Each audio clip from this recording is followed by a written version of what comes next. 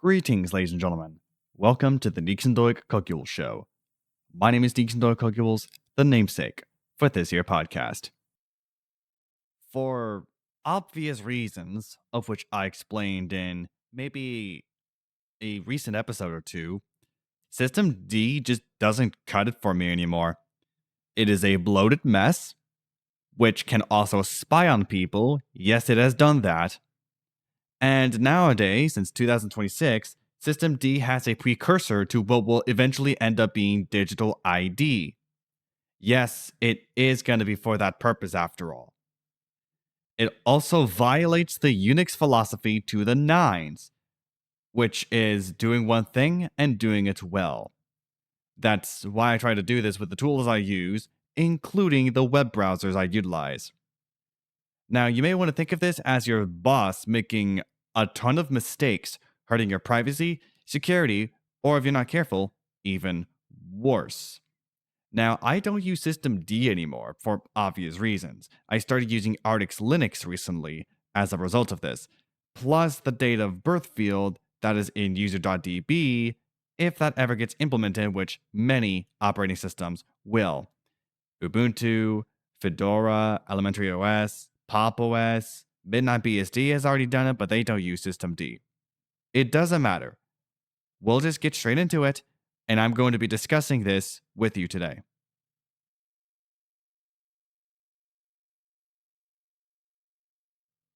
Now, let's get started with the obvious question out of the way. What in the world is System D? Think of this as a way to tell thousands of different things to happen all at once. It is what we call an initialization system and or a boot manager. In other words, your process ID has an ID of 1 because this is what boots your machine. Once you turn it on, that is. After you post in the BIOS, going through the BIOS, that's the first program that runs. Now, think of this as a house manager, turning on the lights, opening curtains, and starting appliances when you enter the door. This is convenient, but it does allow control over your computer due to the way it can overarch through a lot of it. Now, a lot of Linux distributions, actually every single one of them, do not exist without one. Most major distributions, like Arch, Ubuntu, Debian, Red Hat, etc., they will use System D. This is what replaced sys5 init and something else called Upstart. Those who have System D as their init system are likely going to be affected with the things I will be talking about today. Though, since this is a pretty old web page that I'm using as the research I've done for this, it will likely have already been fixed. If not, then I don't know what to tell you. People like myself aren't going to be affected due to using a different system entirely. Examples I give here actually are OpenRC, dinit, runit, and S6. While yes, some of us can be sys5 purists, but we're not sys5 purists, most of us rather. We do understand the need for a new init system, but based upon what IBM has done with System D, it isn't for us. To prove this, at least from an older time, you can take a look at without-systemd.org, and then you need to look for the page Arguments Against System D, and its introduction paragraph. Further down the list, we'll also talk about this too, and especially the issues of which System D has had over the years, likely having been corrected, but I don't trust that right now because I don't really trust System D all that much.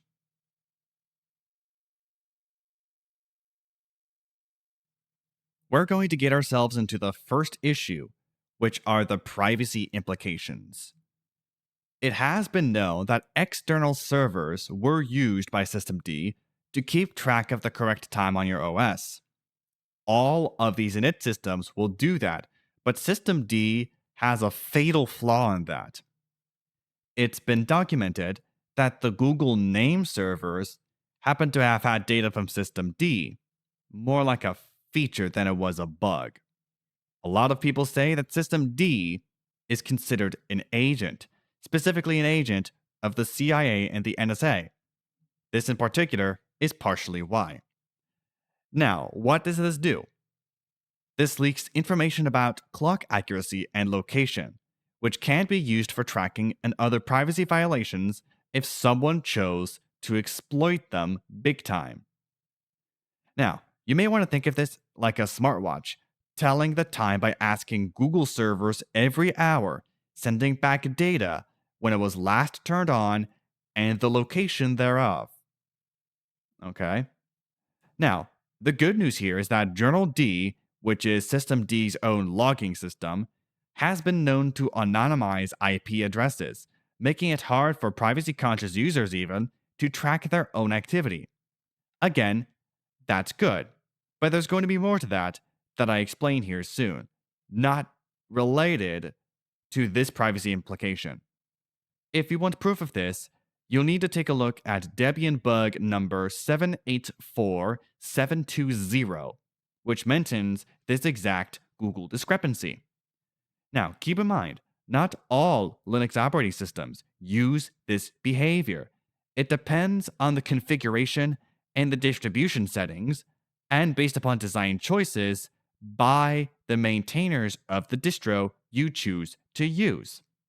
So not everyone is affected, not even those using System D.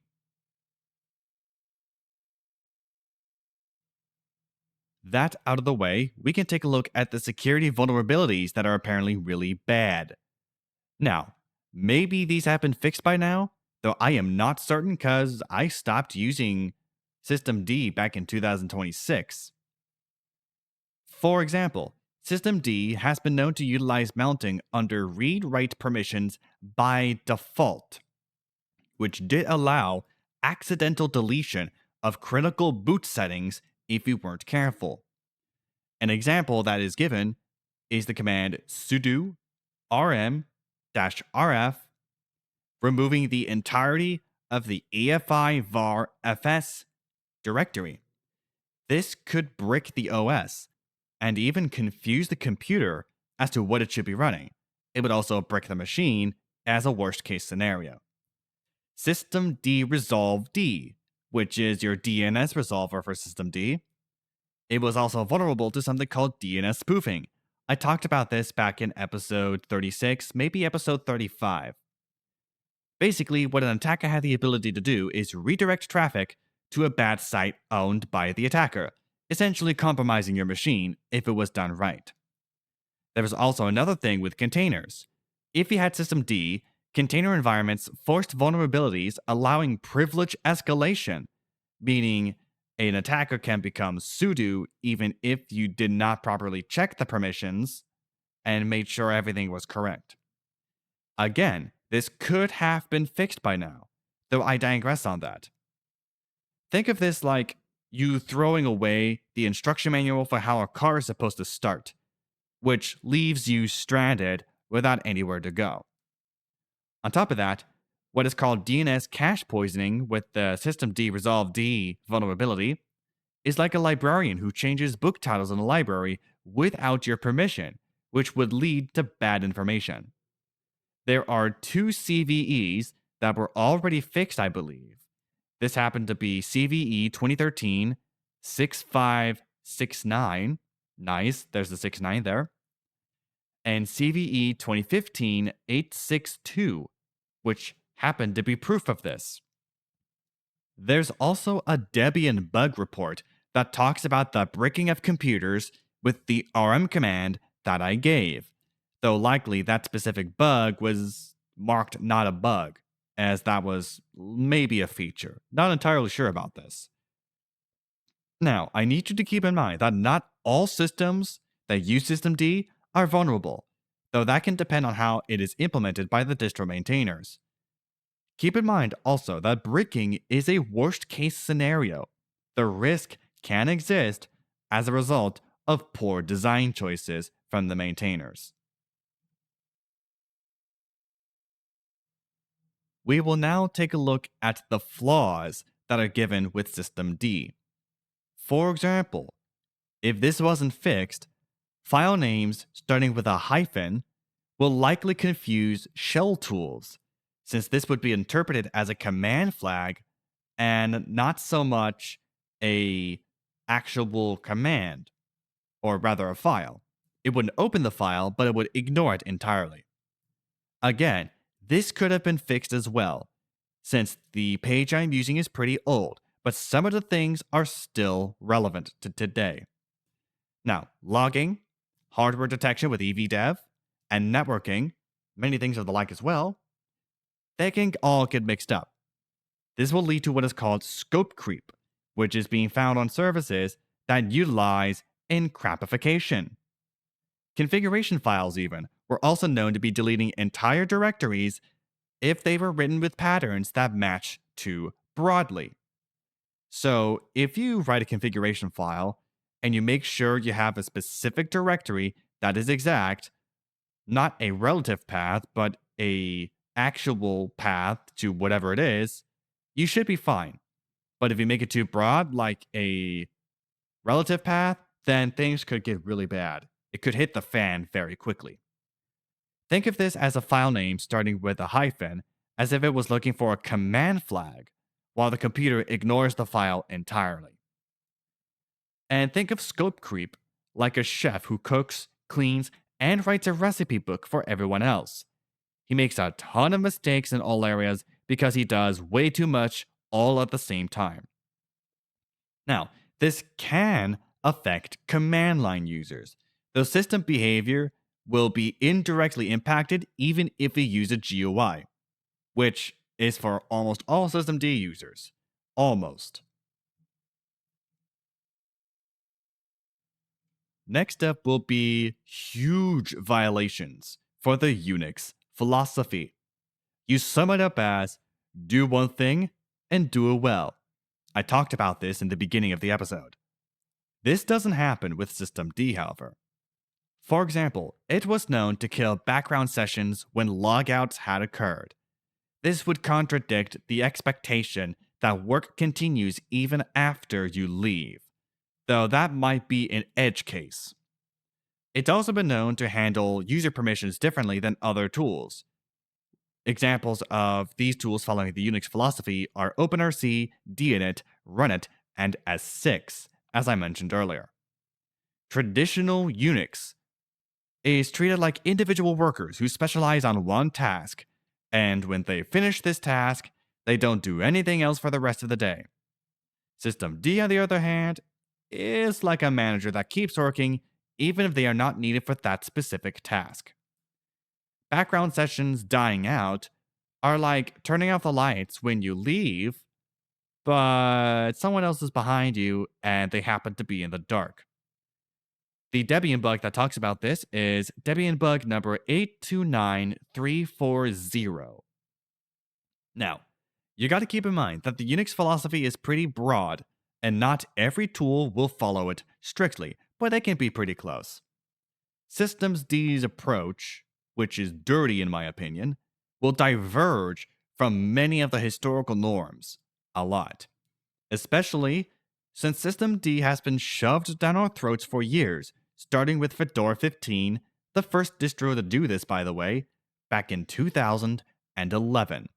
I talk about this in episode 36, if I am not mistaken. You may want to take a look at that. Finally, we actually have alternatives.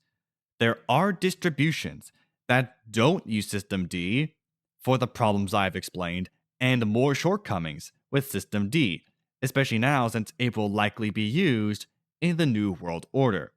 Examples are being Artix Linux, which is what I use, with OpenRC. They also provide an S6, dinit, and runit build. Devuan, which uses a little something called sys5init. Slackware, which also uses sys5init. Patrick, you might want to go ahead and switch init systems because sys5, if it still works, it's okay, but you may want to offer an alternative like OpenRC, dinit, or S6. You can even do Vendafoulwolf, which is a Devuan base utilizing OpenRC, and there are many, many others of the like that allow for that sort of thing. These alternatives in particular will give you more control, direct control of that, over what the computer can and cannot turn on. These alternatives usually tend to help with some privacy and security shortcomings, as I have discussed earlier in the episode. Think of this like a different house manager instead of System D. While you should be willing to do more manual work, you'll know who's responsible for what's being done.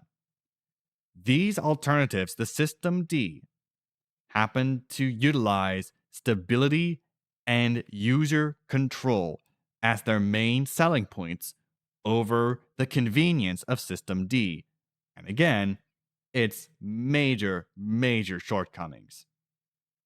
There could also be more technical knowledge that's required, though if you're a System D refugee like I am, you can use OpenRC and DNet, since they happen to be very similar, if not exact, to System D. OpenRC especially. As a System D refugee myself, I use OpenRC with Artix Linux now. Now, you may not necessarily need to switch, because that depends on what the distro maintainers do with System D, especially if they use the liberated System D fork, but realistically speaking, you're not fully liberated until you just ditch System D if you choose to do that once you do research on this. However, that is going to be it for this episode. Each episode releases every Thursday afternoon at 4 p.m. Pacific Time. You can listen to this podcast on YouTube or any Podcast 2.0 players such as Podverse, Fountain FM, and, well, AntennaPod. Wait, do you not happen to have a Podcast 2.0 player installed? Do you have something like Spotify, Apple Podcasts, Pocket Casts, or any other of these Podcast 1.0 players? Just don't worry. Grab the RSS feed found on the YouTube site in the description of every episode. Then and only then should you go ahead and paste that link into your Podcast 1.0 player of choice and make sure it is an RSS feed that is accepted by your Podcast 1.0 player. I have been known to do this a couple of times with some 1.0 players in the past, and it's worked just fine for me. I'm sure it'll work fine for you too. But that said, I'm out of time for today's episode. Thank you, and good night.